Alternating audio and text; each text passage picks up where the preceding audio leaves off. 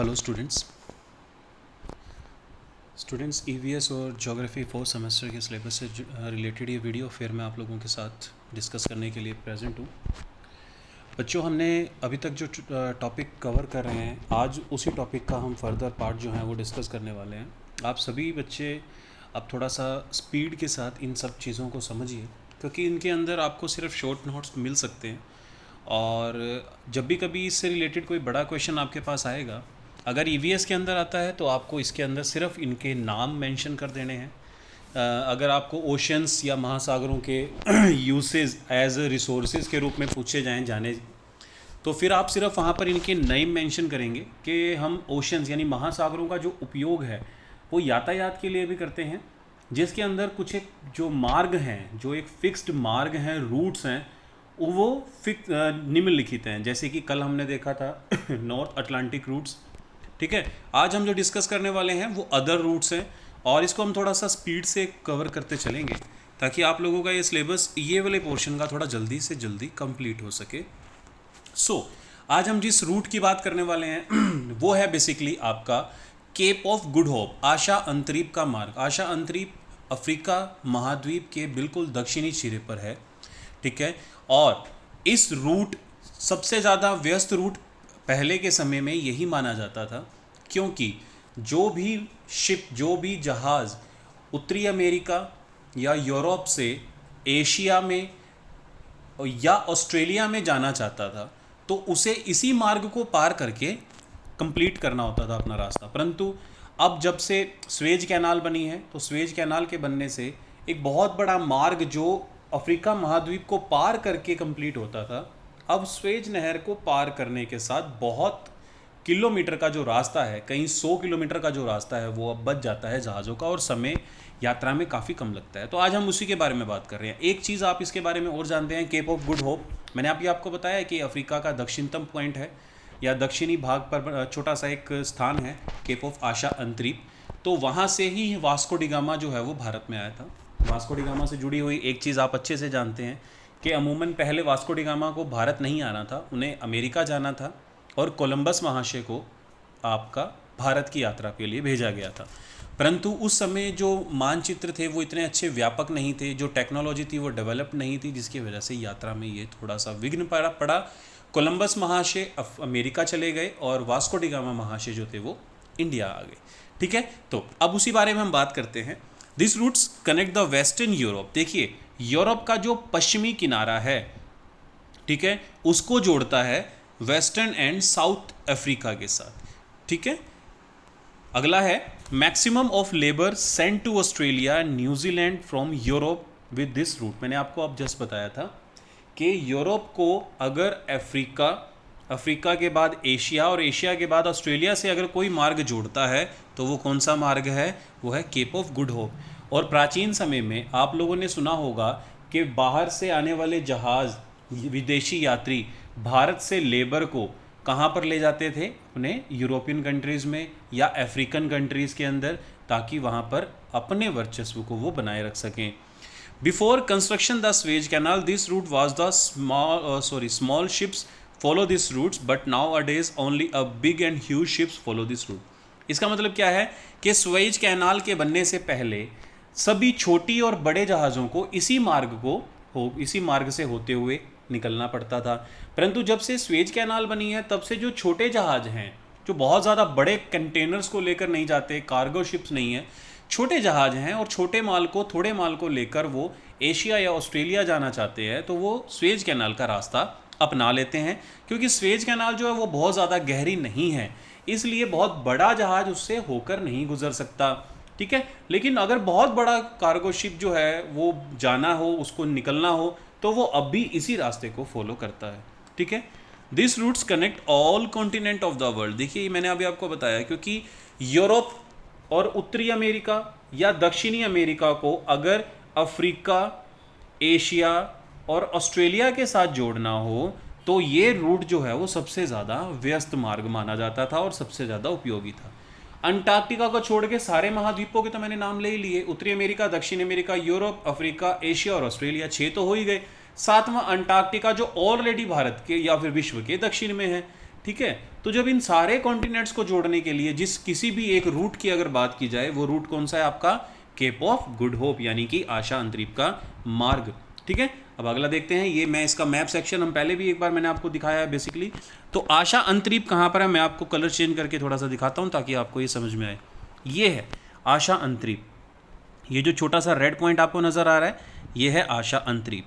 अब मैंने आपको बताया कि अगर उत्तरी अमेरिका, दक्षिणी अमेरिका और यूरोप के पश्चिमी भाग या अफ्रीका का जो उत्तरी भाग है, इन चारों महाद्वीप से अगर किसी को अपना सामान या यात्री भेजने हो, कहाँ पर? एशिया में और ऑस्ट्रेलिया में। तो इन दोनों ही महाद्वीपों को जोड़ने के लिए उत्तरी अमेरिका और दक्षिणी अमेरिका को इसी मार्ग से होते हुए जो है वो अपनी यात्रा पूरी करनी पड़ती है। ठीक है, सो ये है इसका मैप छोटा सा। बेसिकली कहाँ पर है ये जो मैंने आपको बताया, वो है आपका दक्षिणतम बिंदु अफ्रीका का। ठीक है, चलिए आगे चलते हैं। इसके बाद अगली स्लाइड पे आएगा हमारा स्वेज कैनाल। देखिए ये भी आपके छोटे छोटे क्वेश्चंस बनते हैं और बहुत इंपॉर्टेंट जो चीज़ आपको नोट करनी है वो मैं आपको बता दूंगा। देखिए स्वेज कैनाल यानी कि स्वेज जो नहर है वो किन किन दो बंदरगाहों के बीच में है, कौन से दो सागरों या महासागरों या झीलों नदियों को जोड़ती है। इस तरह के छोटे क्वेश्चन आपको हमेशा आपके कंपटीशन क्वेश्चंस में मिल जाते हैं। तो सबसे पहले हम स्टार्ट करते हैं। Suez canal connect Asia and Africa. इसका भी जब मैप आएगा तो आपको पता लगेगा कि ये किन दो महाद्वीपों को जोड़ती है, एशिया और अफ्रीका को। This canal connect the Mediterranean Sea to Red Sea, यानी ये जो कैनाल नहर बनाई गई है ये कौन से दो सागरों को जोड़ती है? एक है मेडिटेरेनियन सी यानी कि भूमध्य सागर, और दूसरा कौन सा है? रेड सी यानी कि लाल सागर। इन दोनों के बीच में ये नहर जो है वो बनाई गई है। ठीक है, तो अब आते हैं इसके अगले पॉइंट की तरफ, वो है पोर्ट सईद। कौन से दो बंदरगाह इन नहर के दो किनारों पर बसे, यानी एक किनारा इधर है और एक किनारा इधर है। तो कौन सा आपका पोर्ट, कौन से बंदरगाह जो इन दोनों इस नहर के द्वारा जोड़े जाते हैं? तो एक बंदरगाह है पोर्ट सईद और दूसरा है port Suez. Two major port situated on this canal. ठीक है, तो ये हो गया आपका। अब आते हैं हम अगले पॉइंट की तरफ। अगले पॉइंट के अंदर क्या समझाया हुआ है कि the total length of this canal is 173 kilometre, यानी कि इस कैनाल, इस नहर की लंबाई कितनी है? 173 किलोमीटर। इस 173 किलोमीटर की नहर की वजह से 1000 किलोमीटर का रास्ता बच जाता है छोटे और मध्यम वर्गीय जहाज़ों का, जो यूरोप से ऑस्ट्रेलिया या यूरोप से एशिया या उत्तरी अमेरिका से एशिया और ऑस्ट्रेलिया जाना चाहते हैं। ठीक है, तो ये मार्ग है इनका। अब आते हैं इस नहर की चौड़ाई। इस नहर की चौड़ाई केवल 365 मीटर है। लंबाई कितनी है? 173 किलोमीटर। चौड़ाई कितनी है? 365 मीटर। और गहराई कितनी है? केवल और केवल 16 मीटर। ये आपको याद रखना है, कभी ना कभी इस तरह से जो चीज़ें आपसे पूछ ली जाती हैं। अब 16 मीटर की गहराई को अगर आप अज्यूम करें तो बहुत बड़ा कार्गो जहाज जो है वो इससे होकर नहीं जा सकता, वो उसकी तलहटी में फंस जाता है। ठीक है, इसलिए छोटे व मध्यम आकार के जहाज़ों को निकलने के लिए ये नहर जो है वो सबसे ज़्यादा महत्वपूर्ण है। और सबसे ज़्यादा बिजी अगर कोई नहर है तो वो स्वेज नहर है। ठीक है, विश्व की सबसे बिजी नहर जो रूट है वो है आपका स्वेज कैनाल। ठीक है, इस नहर की जो कंस्ट्रक्शन है वो शुरू की गई थी 1859 में और कंप्लीट हुई 1869 में, यानी 1859 में स्टार्ट हुई और 1869 में कंप्लीट हो गई। इसके कंप्लीट होने में लगने वाला समय कितना था? 10 साल। ठीक है, सो ये आपको समझ में आ गई। अब मैं आपको इसका मैप पे समझा देता हूँ। बेसिकली देखिए, ये है मेडिटेरेनियन सी यानी कि भूमध्य सागर, और ये जो बीच में एक छोटा सा खाड़ी नज़र आ रही है आपको, ये है आपका लाल सागर। और जो कैनाल है, जो नहर है, वो है आपकी ये जो ट्रायंगल बना हुआ है ये है आपकी नहर। इस नहर की जो लंबाई 173, चौड़ाई 365 और गहराई 16 मीटर है। 1859 में इसका निर्माण शुरू हुआ और लगभग 1869 में ये पूरी हो गई। 10 साल का समय जो है वो इसमें लगा। अब आप लोग ये समझ सकते हैं कि अगर आपको यूरोप से एशिया ना हो तो आप सीधा यहाँ से इसको एंटर कर सकते हैं और एशिया में पहुँच जाएंगे। लेकिन अगर आपको इस कैनाल के विकास में अगर नहीं समझ में आता तो मैं अगले मैप में आपको समझाऊंगा कि कैनाल अगर ना होती तो किस तरीके से इतना लंबा रूट जो है वो जहाज़ों को फॉलो करना पड़ता। और ये अगली जो स्लाइड है वो इसी के बारे में है। कंप्रेस द डिस्टेंस, कि स्वेज कैनाल के बनने के बाद से किस प्रकार से हज़ारों किलोमीटर का जो रास्ता है वो बच गया। अगर लंदन से फ़ारस की खाड़ी में जाना हो तो स्वेज कैनाल से ये रास्ता जो है वो 9400 किलोमीटर का है, लेकिन अगर इस नहर को छोड़कर आशा अंतरीप का मार्ग अपनाया जाए तो वो लंबाई कितनी हो जाती है, 16,300, यानी कि 6,900 किलोमीटर की लंबाई बच जाती है। ऐसे ही लंदन से मोम्बासा में 3,600 की लंबाई, लंदन से मुंबई यानी कि यूरोप से अगर मुंबई आना हो तो 6,760 किलोमीटर की जो लंबाई है वो, किलोमीटर का जो दूरी है वो बच जाती है।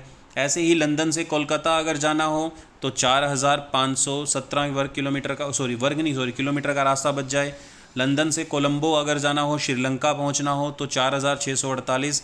ठीक है, ऐसे ही ये पियोंग यानी मलेशिया, सिडनी, वेलिंगटन, हांगकांग, अगर इन क्षेत्रों में आपको पहुंचना हो तो कई हज़ार किलोमीटर की जो रास्ता है वो बच जाता है। किस नहर की बदौलत? आपके स्वेज नहर की मदद से। ठीक है, अब आती हैं दूसरा जो कैनाल, यानी कि विश्व का दूसरा सबसे बिजी नहर का जो मार्ग है वो है पनामा नहर, यानी कि पनामा कैनाल। मैंने कल आप लोगों को बताया था कि उत्तरी अमेरिका का जो महाद्वीप है, उत्तरी अमेरिका महाद्वीप में मुख्य जो देश हैं वो हैं आपके Canada, USA, Mexico, Guatemala, Belize, Honduras, Panama, Nicaragua, Costa Rica. ठीक है, ये है मुख्य देश जो कि उत्तरी अमेरिका में। उसी में एक सबसे महत्वपूर्ण देश है पनामा। उस पनामा देश के नाम पे ही उस नहर का नाम पनामा कैनाल रखा गया है। ठीक है, this canal constructed between the north America and south America, यानी ये जो नहर है वो उत्तरी अमेरिका और दक्षिणी अमेरिका के दो महाद्वीपों के बीच में है। ठीक है, जैसे स्वेज कैनाल एशिया और अफ्रीका को जोड़ती थी, उसी प्रकार से जो हमारी पनामा है वो उत्तरी अमेरिका और दक्षिणी अमेरिका दोनों महाद्वीपों को जोड़ने का काम करती है। This man made canal connect the Panama port of Pacific, यानी कि मानव निर्मित ये जो नहर है तो स्वेज कैनाल भी मानव निर्मित, बट उसके साथ ये वर्ड हमने जोड़ा नहीं, तो ऐसा नहीं है कि वो मैन नेचुरल है। बच्चों, दो तरह की कैनाल होती हैं, नहरें दो तरह की होती हैं बेसिकली। एक होती है मैन मेड, दूसरी होती है नेचुरल। नेचुरल का मतलब होता है जब प्राकृतिक रूप से किन्हीं दो नदियों, झीलों, तालाबों या सागरों, महासागरों को जोड़ने के लिए अगर कोई प्राकृतिक रूप से बना हुआ मार्ग हो जल का, उसे हम नहर कह देते हैं। ठीक है, परंतु ज़्यादातर जो नहरें हम देखते हैं विश्व में या भारत के किसी भी भाग में, तो वो मानव निर्मित होती हैं, क्योंकि जल का एक अलग से संकेंद्रण हर भाग में नहीं हो सकता। उस जल की उपयोगिता के आधार पर विभिन्न स्थानों तक पहुंचाने के लिए हम नहरों का या फिर आपके ड्रेन्स का इनका यूज़ करते हैं, ताकि उस जल को हम अपने उपयोग में ला सकें। तो this manmade canal connect the Panama port, यानी जैसे वो स्वेज और सईद पोर्ट को जोड़ रही थी, पनामा नहर किन दो पोर्ट्स को जोड़ती है? पनामा पोर्ट यानी कि पनामा बंदरगाह को कोलोन बंदरगाह, ठीक है, और किन दो महासागरों को जोड़ती है? प्रशांत महासागर को अटलांटिक महासागर से। ये विश्व के दो बड़े महासागर हैं, इसके बारे में चर्चा हम कर चुके हैं। ठीक है, तो इन दोनों को जोड़ती है। कौन से दो पोर्ट हैं? पनामा और कोलोन। देखिए, ये मैंने आपको फिर बताया, अगर आप इसको कंपटीशन के एग्जाम पर्पस से लिखना चाहते हैं देन वेल एंड गुड। अगर आप ईवीएस के पर्पस से लेना चाहते हैं then you can write only the Panama canal route as the number. ठीक है, और अगर आप ज्योग्राफी पर्पस से देखना चाहते हैं which is more useful, then you have to write the complete information about this canal route, right? So what about the next? The construction of this canal starts in 1906, यानी 1906 में USA ने शुरू किया and completed in 1914, यानी कि around 8 years यानी 8 साल के अंदर इस नहर का जो कंस्ट्रक्शन वर्क था वो कंप्लीट हो गया। अब अगर पनामा नहर एग्जिस्ट में यानी हमारी एक तरह से नहीं होती या ना बनाई गई होती, तो उत्तरी अमेरिका से अगर आपको दक्षिणी अमेरिका में जाना होता तो फिर आपको पूरा उत्तरी अमेरिका और दक्षिण अमेरिका मार्ग पार करना पड़ता। नंबर 1, अगर आपको किसी भी तरीके से अफ्रीका से कैलिफोर्निया, मैक्सिको का वेस्टर्न पार्ट अगर कैलिफोर्निया, वैंकूवर में जाना होता तो फिर आपको साउथ अमेरिका को घूम के पार करना पड़ता। परंतु अब इस कैनाल के बन जाने की वजह से उन जहाज़ों को जो एशिया, ऑस्ट्रेलिया, दक्षिण अफ्रीका या फिर आपके यूरोप से पश्चिमी उत्तरी अमेरिका या पश्चिमी दक्षिणी अमेरिका में जाना चाहते हैं, तो उन्हें इस कैनाल रूट का सहारा लेना पड़ता है, या ये कैनाल रूट जो है उनके रूट को काफ़ी हद तक कम कर देती है। सो द टोटल लेंथ, जैसे कि हमने स्वेज कैनाल की देखी थी 170, ठीक है, और 365 डेप्थ और 16 मीटर की 365 मीटर की विड्थ एंड 16 मीटर की डेप्थ जो थी हमारी कैनाल स्वेज कैनाल की। अब उसी तरीके से ये जो हमारी पनामा कैनाल है, ये जो है 81 किलोमीटर लंबी है। इसकी जो डेप्थ है वो 12 से 26 मीटर है, विच is more than the Suez canal, क्योंकि स्वेज कैनाल की डेप्थ कितनी थी 16 मीटर और इसकी डेप्थ कितनी है लगभग 26 मीटर। तो 10 मीटर की गहराई ज़्यादा होने की वजह से मध्यम से थोड़े बड़े आकार के जहाज़ों को भी ये नहर बड़े आराम से पार करवा देती है। और इसकी विड्थ कितनी है 91 to 65। देखिए इसके अंदर ना दो आंकड़े इसलिए दिए हैं, तो कहीं पर उसकी गहराई 16 होगी, कहीं पर 12, कहीं पर 26, ऐसे ही कहीं पर उसकी चौड़ाई 91 किलोमीटर की होगी और कहीं पर 305। ठीक है, फिर है गैलार्ड कट। इसके अंदर एक ऐसा कर्व है, जैसे कि आप सीधे जाते जाते सडनली एकदम मुड़ना पड़े, तो ये जो कर्व है, ये कर्व को गैलार्ड कट बोला जाता है। The formation of this canal a mountain cut that the cut also called गैलार्ड cut. इस नहर को बनाने के लिए एक माउंटेन, एक पर्वत को काटा गया है, जिसके कारण वहाँ पर एक तीव्र मोड़ बना हुआ है जिसे गैलार्ड कट के नाम से जाना जाता है। This canal not in a straight form, ये कैनाल जो है वो बिल्कुल सीधी नहीं है, बल्कि जिग जैग फॉर्म में है। ठीक है, कहीं पर किसी प्रकार से गहरी, कहीं से चौड़ी, कहीं से कम चौड़ी। तो this canal is not a straight but this canal is in a zig zag form. Zig zag का मतलब होता है टेढ़े मेढ़े आकार में। This canal use for European countries rather than America, क्योंकि यूरोपियन कंट्रीज़ को अगर वैंकूवर, कैलिफोर्निया या फिर चिली इत्यादि देशों में ट्रैवल करना हो, पेरू में भेजना हो, तो वो क्या करते हैं, इन्हें इस कैनाल का यूज़ करते हैं। अदरवाइज़ उन्हें फिर पूरा दक्षिण अमेरिका का जो महाद्वीप है उसे पार करके ही अपने ट्रैवल को कंप्लीट करना पड़ता था। So this is all about the Panama canal. मैं आप लोगों को इसका जो डायग्राम है वो बता देता हूँ। So this is in north America, उत्तरी अमेरिका महाद्वीप है, और ये हमारा सदर्न साउथ अमेरिका महाद्वीप है। ठीक है, ये छोटा सा एक देश है, मैंने आपको बताया था, वो था हमारा पनामा। पनामा के ही छोटे से देश में ये बनी हुई है हमारी कैनाल, और इसकी गहराई, लंबाई, चौड़ाई के बारे में हमने डिस्कस कर लिया है। अब यहाँ पर कौन कौन से कॉन्टिनेंट है, ये यूरोप है और यहाँ पर क्या है आपका अफ्रीका है। तो यूरोप के महाद्वीप से अगर किसी जहाज़ को घूम कर कहाँ जाना हो, इस क्षेत्र में, यानी कि सैन फ्रांसिस्को, ये है हमारी कैलिफोर्निया। ठीक है, कौन है मैं आपको दिखा देता हूँ ताकि आपको ये मैप थोड़ा ध्यान में रहे। ये सैन फ्रांसिस्को आ गया, ये आ गया आपका कैलिफोर्निया, और इससे ऊपर यहाँ पर है आपका वैंकूवर। ठीक है, तो अगर यूरोप के देशों से आपको घूम के इन स्थानों पर आना हो तो इस दक्षिण अमेरिका महाद्वीप को पार करना पड़ता है। परंतु इस कैनाल के बन जाने की वजह से अब अगर यूरोप के महाद्वीप से किसी भी देश को कोई भी माल या शिप जो है वो सैन फ्रांसिस्को पहुंचाना हो, तो वो कुछ नहीं करता, सिर्फ पनामा नहर को पार करता है और यहाँ पर अपनी यात्रा पूर्ण कर लेता है। So this is all about this benefits of this canal. ये हम जनरली अच्छे से जानते भी हैं कि अगर न्यूयॉर्क से भी अगर कोई कार्गो शिप घूमता है, ये नहीं, ये दोनों महाद्वीप, ये दोनों जो स्थान है वो एक ही महाद्वीप के हैं, न्यूयॉर्क एंड सैन फ्रांसिस्को। उसके बावजूद भी अगर कोई ऐसा सामान जो केवल समुद्री मार्ग से भेजा जा सकता है, और उसे भी अगर एक स्थान से दूसरे स्थान पर जाना हो ना, तो दक्षिण अमेरिका का चक्कर काट के जाना पड़ेगा, जिस यात्रा की लंबाई टोटल कितनी हो जाएगी 20,900 किलोमीटर। ठीक है, और वही मार्ग जब इस कैनाल के माध्यम से पूरा किया जाएगा तो उसका कितना हो जाएगा 8,370 किलोमीटर, यानी लगभग आपका तकरीबन 12,000 किलोमीटर का जो रास्ता है वो बच जाता है इस तरह की कैनाल को बनाकर। ठीक है, ये था मैप पनामा कैनाल का। Other ocean route which is not more important rather than जो हमने 3 डिस्कस किए हैं। आपने सबसे पहले डिस्कस किया उत्तरी अटलांटिक मार्ग, यानी उत्तरी अंध महासागरीय मार्ग, ठीक है, जो कि नॉर्थ अमेरिका और यूरोप महाद्वीपों को जोड़ता था। उसके बाद हमने डिस्कस किया कैनाल, कौन कौन से 2 कैनाल हमने डिस्कस की, Suez and Panama. Suez Asia और अफ्रीका को जोड़ती थी, जो बेसिकली आपकी ज़्यादा गहरी नहीं थी, मिडल और स्मॉल एक साइज़ के जो शिप्स हैं वही वहाँ से निकल सकते थे, लेकिन फिर भी बहुत ज़्यादा हज़ारों किलोमीटर में जो मार्ग है वो सेव करती है। Then Panama canal also is very important, ठीक है, as usual as Suez canal. तो इन तीनों के अलावा ये जितने भी हमारे बाकी 3 रूट्स बचते हैं, north Pacific ocean routes, south Pacific ocean routes and south Atlantic ocean route. These 3 types of routes are not much so important like the last 3. ठीक है, ये ज़्यादा इंपॉर्टेंट नहीं है, बट फिर भी मैं आप लोगों को इसके बारे में थोड़ा सा बता देता हूँ कि प्रशांत महासागर के जो दोनों रूट्स हैं, यानी कि भूमध्य रेखा 0 डिग्री के उत्तर में जो है वो उत्तरी प्रशांत, जो दक्षिण में है वो दक्षिणी प्रशांत. लेकिन इनके जो दोनों ही मार्ग हैं आपस में जो जुड़े हुए हैं वो ज़्यादा इंपॉर्टेंट नहीं है, क्योंकि ये एशिया और उत्तरी अमेरिका को जोड़ने का काम करते हैं.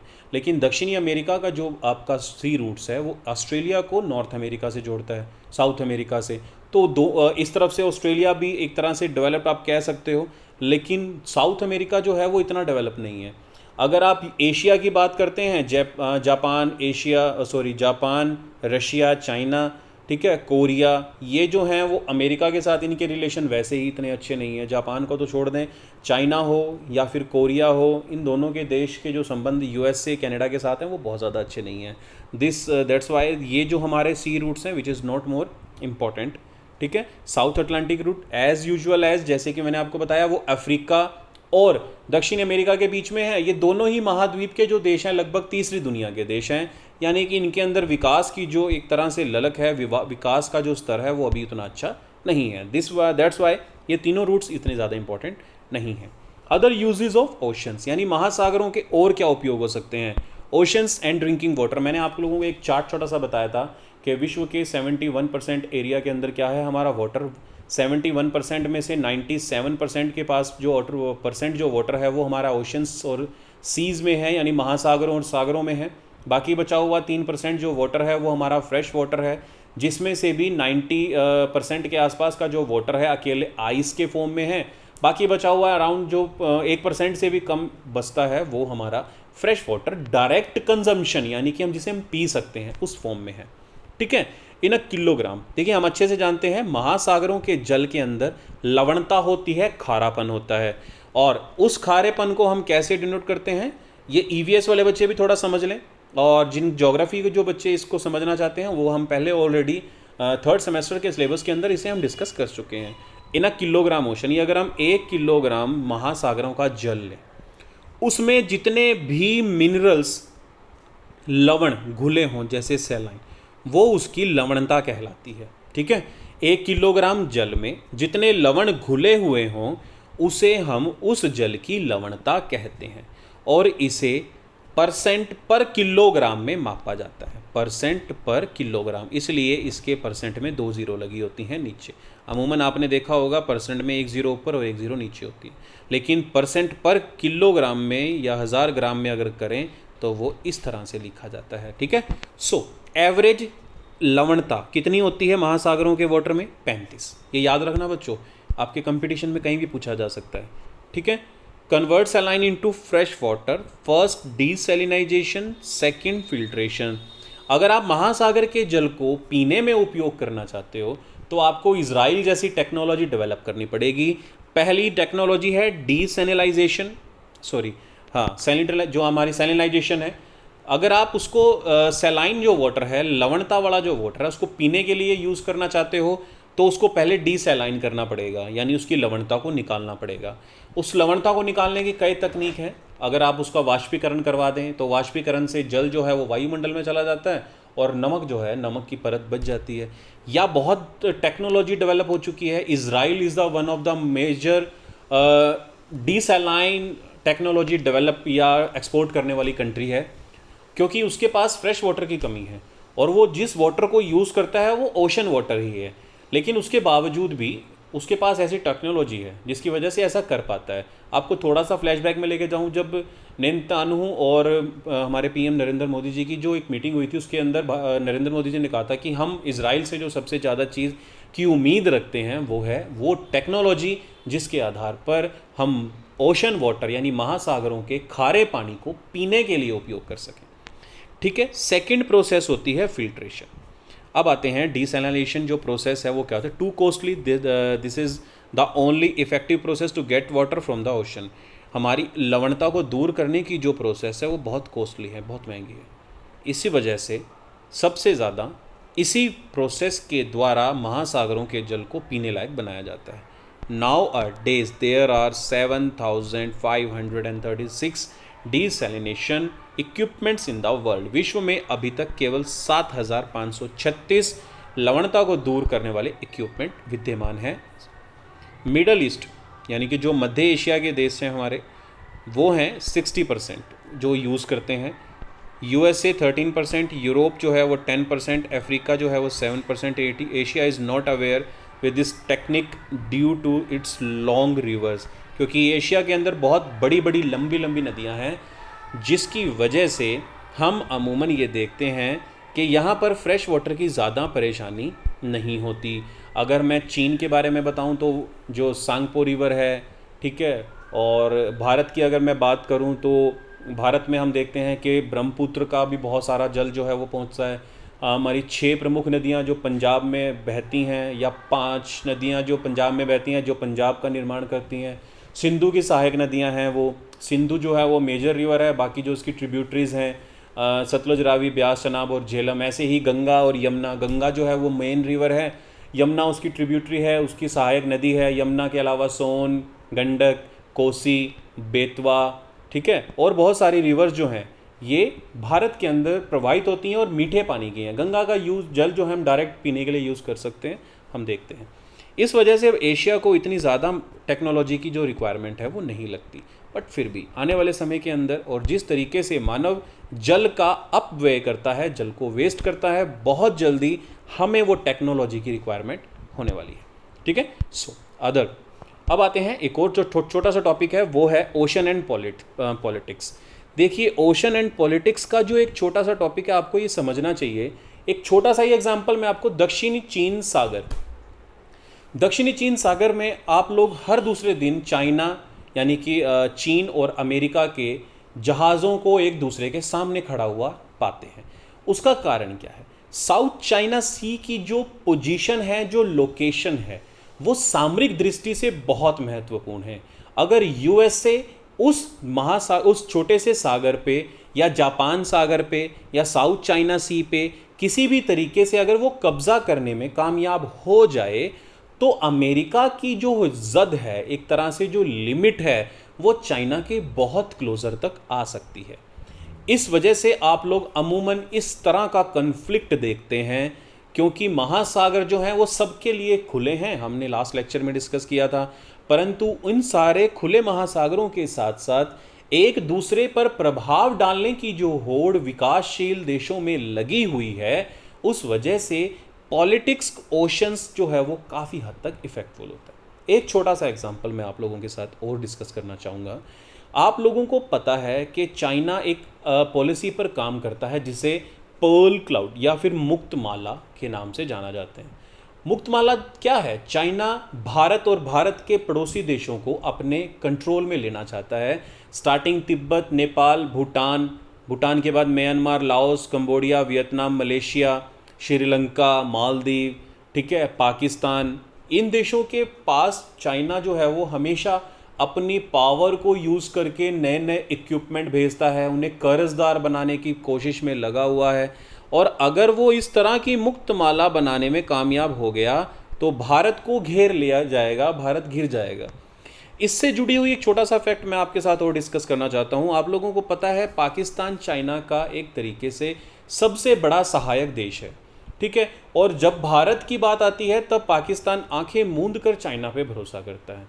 इसी के चलते उसने अपना एक बंदरगाह, ठीक है, कौन सा बंदरगाह? ग्वादर बंदरगाह जो था वो चाइना को सपुर्द कर दिया, चाइना को सौंप दिया।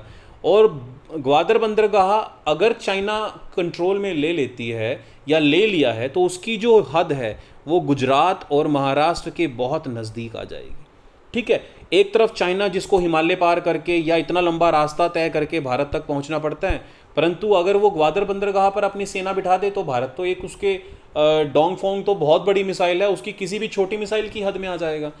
परंतु इस तरह का जो कन्फ्लिक्ट है वो बहुत ज़्यादा चलता रहता है।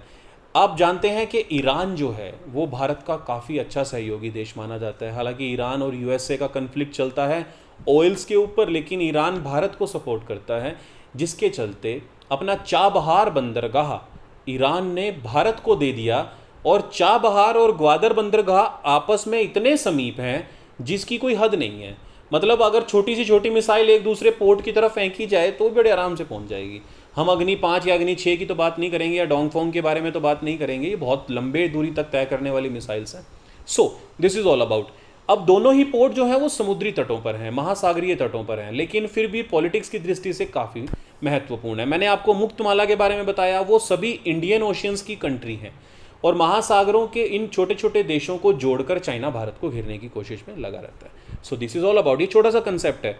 तो largest and powerful countries making the competition for making it's control over the ocean, because जो महाशक्तिशाली देश हैं, चाइना, यूएसए, ठीक है, रशिया, या फिर आपके जो दो यूरोपियन कंट्रीज़ हैं, भारत भी उनमें से एक है। देखिए भारत के पास विश्व की दूसरी सबसे बड़ी फौज है और भारत की एयरफोर्स या नेवी जो है वो विश्व की तीसरी या चौथी सबसे ज़्यादा पावरफुल नेवी और एयरफोर्सेज हैं।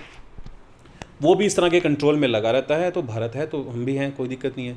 चलिए, क्या क्या यूजेस करते हैं कंट्रोल करने के बाद? ओशंस है full of biotic and abiotic resources, जो हमने सबसे पहले टॉपिक में पढ़ा। फुल ऑफ एनर्जी, यहाँ पे आपको दिखेगा वो टॉपिक जो मैंने आपको डिस्कस किया है। फॉर चीप ओशन रूट्स, ठीक है। फॉर मिलिट्री पर्पस, देखिए मिलिट्री पर्पस मैंने आपको जस्ट बताया।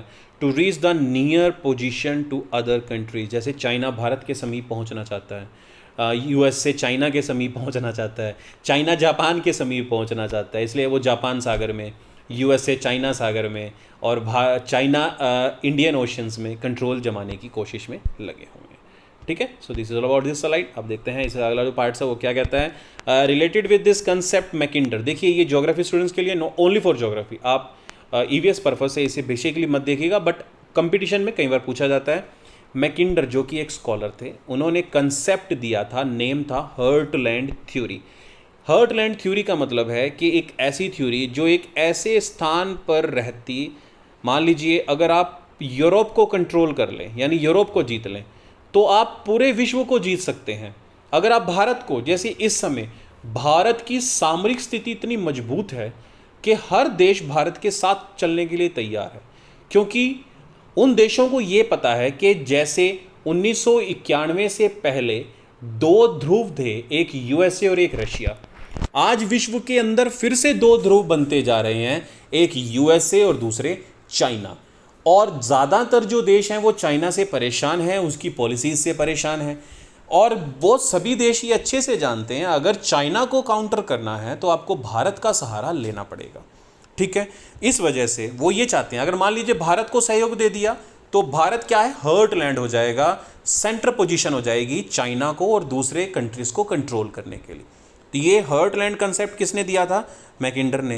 Which means that if any country control the central Asia, या अगर वो मध्य एशिया को कंट्रोल कर ले तो वो पूरे विश्व को कंट्रोल कर सकती है, ये हर्टलैंड की थ्योरी बोलती है। In the other modern era दूसरे थ्योरीज भी थी जो कि जियो पॉलिटिक्स के नाम से जानी जाती है, जो कि मैंने अभी आपको बताया। जियो प्लस पॉलिटिक्स यानी जोग्राफिकल आस्पेक्ट्स फीचर, जैसे कि ओशंस, रिवर, वैली, माउंटेन्स, जैसे कि सियाचिन ग्लेशियर्स हैं, हम देखते हैं अक्साई चीन है, लद्दाख का स्थान है, ठीक है, जैसे अभी डोकलाम का मुद्दा था। ये कुछ एक ऐसे स्थान हैं जिसके ऊपर अगर कोई कंट्री कंट्रोल करना चाहती है, ये ज्योग्राफिकल फीचर्स हैं, और जब इनको राजनीतिक दृष्टि से देखा जाता है तो इन दोनों को मिलकर जो नई संकल्पना बनती है उसे हम क्या कहते हैं, जियो politics.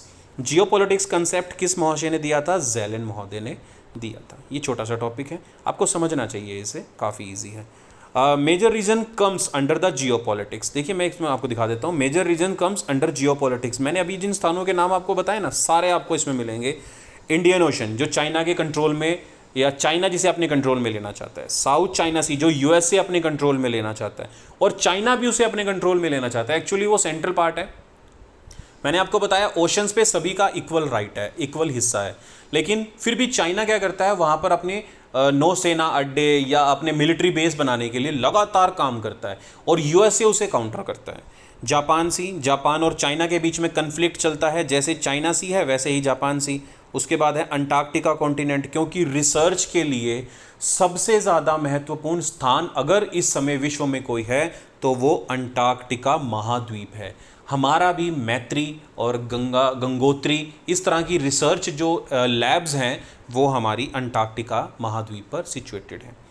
Recently example Doklam region, Kashmir, Balochistan, Jerusalem, और अभी रिसेंटली आप लोगों ने देखा होगा कि सीरिया इज़राइल और गाज़ा, ठीक है, इनके बीच में युद्ध चला था, थोड़े दिन तो चलता रहा। बेसिकली अब जो है वो लगभग ख़त्म होने के कगार पर हो चुका है, समाप्त हो चुका है, संधि समझौते सब कुछ हो चुके हैं। ये हैं हमारे जियोपॉलिटिक्स के छोटे से टॉपिक्स। अब आते हैं, this is all about this slides and this topic, and we will discuss some other source of water, जैसे कि हम पीने के लिए जिनका यूज़ करते हैं, अंडरग्राउंड वाटर, रिवर्स हैं, वेल्स हैं, etcetera. We will discuss in the next lecture. Till then, thank you so much, all the very best.